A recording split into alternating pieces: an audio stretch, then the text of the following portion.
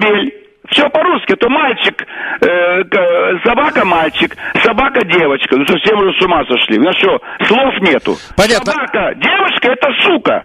А собака-мужчина – это кобель. Собака-мужчина? Прекрасно. Я понял вас. Лошадь рода – мерин.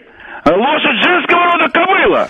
Скажите, пожалуйста, Владимир, я уж не знаю, как вас по батюшке теперь называть, но все-таки, где-то есть вот это вот, чтобы... Откуда вы все это берете? Да, вот чтобы почитать, чтобы заучить. Я познавал это, я слышал это. Я жил от земли. Возьмите армия, войско.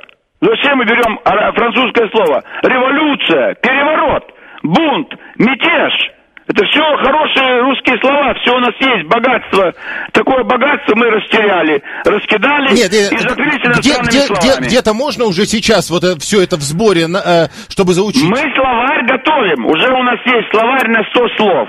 Я думаю, максимум 200 слов, и достаточно, чтобы больше никто эти иностранные слова не употреблял. Понятно. Мы разошлем по всем редакциям, по всем газетам, и если закон будет принят, то закон перевода иностранных слов на исконно русские будет приложение к закону. Спасибо. Вы будете смотреть и будете употреблять русские слова.